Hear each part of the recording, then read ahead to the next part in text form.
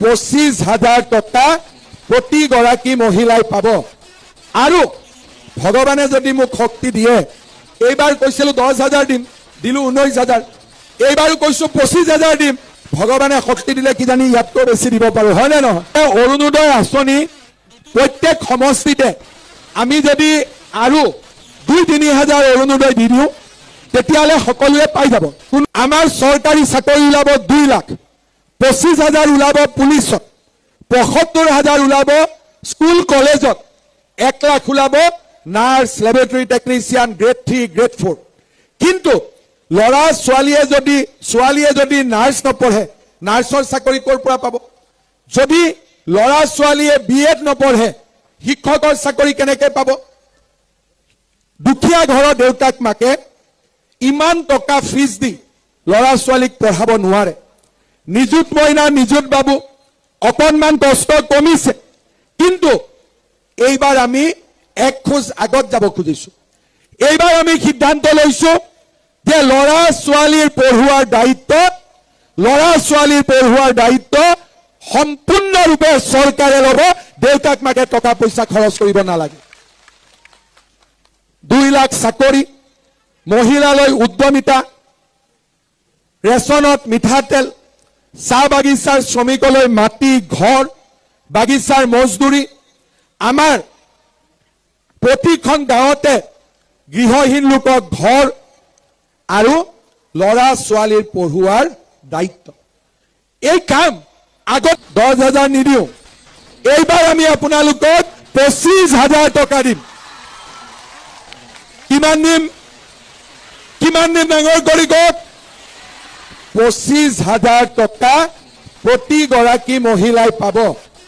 আৰু ভগৱানে যদি মোক শক্তি দিয়ে, এইবাৰ কৈছিলো 10,000 দিম, দিলো 19,000, এইবাৰো কৈছো 25,000 দিম। ভগৱানে শক্তি দিলে কিজানি ইয়াতকৈ বেছি দিব পাৰো, হয়নে নহয়? অৰুণোদয় আঁচনি প্ৰত্যেক সমষ্টিতে আমি যদি আৰু 2-3 হাজাৰ অৰুণোদয় দি দিওঁ, তেতিয়াহ'লে সকলোৱে পাই যাব। আমাৰ চৰকাৰী চাকৰি ওলাব 2 লাখ, 25,000 ওলাব পুলিচত, 75,000 ওলাব স্কুল কলেজত, 1 লাখ ওলাব nurse, laboratory technician, grade 3, grade 4।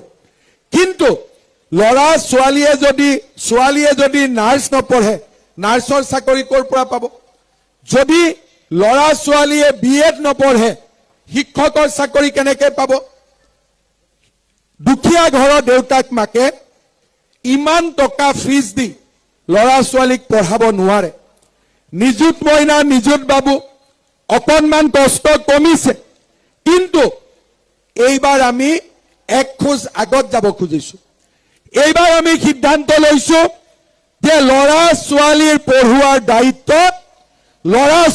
পঢ়ুৱাৰ দায়িত্ব সম্পূৰ্ণৰূপে চৰকাৰে ল'ব। দেউতাক মাকে টকা পইচা খৰচ কৰিব নালাগে। 2 লাখ চাকৰি, মহিলালৈ উদ্যমিতা, ৰেচনত মিঠাতেল, চাহ বাগিচাৰ শ্ৰমিকলৈ মাটি, ঘৰ, বাগিচাৰ মজদুৰি। আমাৰ প্ৰতিখন গাঁৱতে গৃহহীন লোকক ঘৰ আৰু ল'ৰা ছোৱালীৰ পঢ়ুৱাৰ দায়িত্ব। এই কাম আগতেও চৰকাৰ আহক, আমি 1 লাখ চৰকাৰী চাকৰি দিম। কিন্তু 5 বছৰ মই পূৰ্ণ কৰিলো, প্ৰতিশ্ৰুতি দিছিলো যে 1 লাখ চৰকাৰী চাকৰি দিম। চাকৰি পালে 1,65,000 ল'ৰা ছোৱালী। ৰাজনীতি কৰা মানুহে যদি 10 কয়, 5 কৰে, কিন্তু মই 10 কৈছিলো। আপোনালোকৰ আশীৰ্বাদত আমি 20 কৰিবৰ বাবে সক্ষম হৈছিলো। শ্ৰদ্ধা ৰাইজ, কংগ্ৰেছৰ চৰকাৰ আমি দেখিছিলো, এটা অংগনবাদী কেন্দ্ৰৰ চাকৰিৰ কাৰণে 2 লাখ টকা, আশা কৰ্মীৰ চাকৰিৰ কাৰণে 1 লাখ টকা, মিড ডে মিল ৱৰ্কাৰৰ চাকৰিৰ বাবেও 50,000 টকা, ACS APSৰ চাকৰিৰ বাবে 1 কোটি টকা। আজি আমি 1,65,000 ল'ৰা ছোৱালীক চাকৰি দিলো। আমি তামোল এখনো কাৰো পৰা খোৱা নাই, তামোল এখনো কাৰো পৰা খোৱা নাই।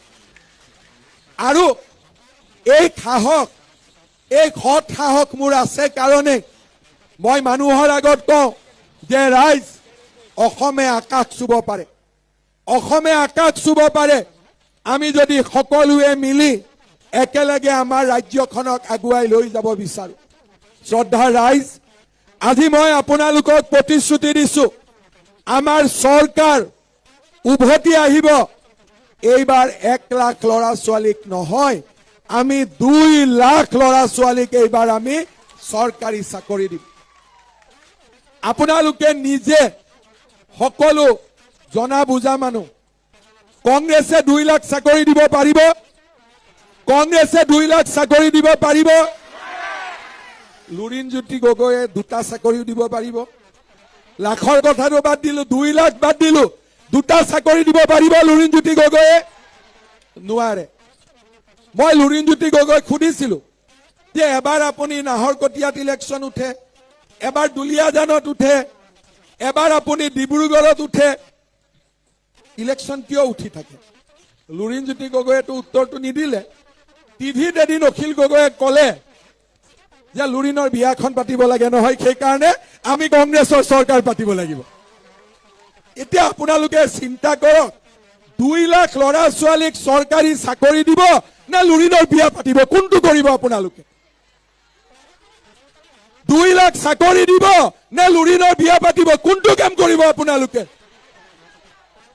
2 লাখ ল'ৰা ছোৱালীৰ চাকৰি হলে 2 লাখ ল'ৰা ছোৱালীয়ে বিয়া পাতিব। পাতিব নে নাই চাকৰি পাতিলে? এতিয়া আপোনালোকে এখন বিয়াৰ চিন্তা কৰিব নে 2 লাখ বিয়াৰ চিন্তা কৰিব? আকৌ মই সুধিলো যে দুলীয়াজানত হাৰিছে তাতেই চেষ্টা কৰক, বোলে নাহৰকটীয়াত হাৰিছে তাতেই চেষ্টা কৰক, বোলে নহয় মই বিচাৰি থাকো ক'ত হিন্দী খান্দিব পাৰো, আৰু য'তে সুবিধা পাওঁ মই তাতে ইলেকশ্যন উঠি দিওঁ। কোনো কথা নাই, যেনে তেনে MLA হ'ব লাগে। আমি কৈছো নহয়, MLA কোনোবা হওক বা নহওক, 2 লাখ ল'ৰা ছোৱালীয়ে চাকৰি পাব লাগে, সেইটোৱে হৈছে আমাৰ উদ্দেশ্য। খোৱাঙৰ ৰাইজে আপোনালোকে সিদ্ধান্ত ল'ব, এজন মানুহৰ বিয়া পাতাৰ কাৰণে ভোট দিব নে 2 লাখ ল'ৰা ছোৱালীয়ে চৰকাৰী চাকৰি পোৱাৰ কাৰণে ভোট দিব? কাৰ কাৰণে ভোট দিব আপোনালোকে? এতিয়া মোক কয় বোলে আমি অসমীয়া, ঠিক আছে, আপোনালোক অসমীয়া, আমি ভগনীয়া। এতিয়া মোক আপোনালোকে কওক, কালি খোৱাঙত প্ৰিয়ংকা গান্ধীক আনিলে, প্ৰিয়ংকা গান্ধীৰ আইতাক কোন আছিলে? ইন্দিৰা গান্ধী। ইন্দিৰা গান্ধীৰ হাতেৰে অসমত 860 গৰাকী তেজাল অসমীয়া যুৱক যুৱতীক অসম আন্দোলনৰ সময়ত হত্যা কৰা হৈছিল। এতিয়ালৈকে কিজানি তেজৰ ঘাঁবিলাক মুচাই যোৱা নাই বহুত মাকৰ হৃদয়ত, এতিয়াও সেই তেজৰ অগনি জ্বলি আছে। মই লুৰিণজ্যোতি গগৈক সুধিব খোজো, ইলেকশ্যন আহিব যাব, প্ৰিয়ংকা গান্ধীৰ আচলত ধৰি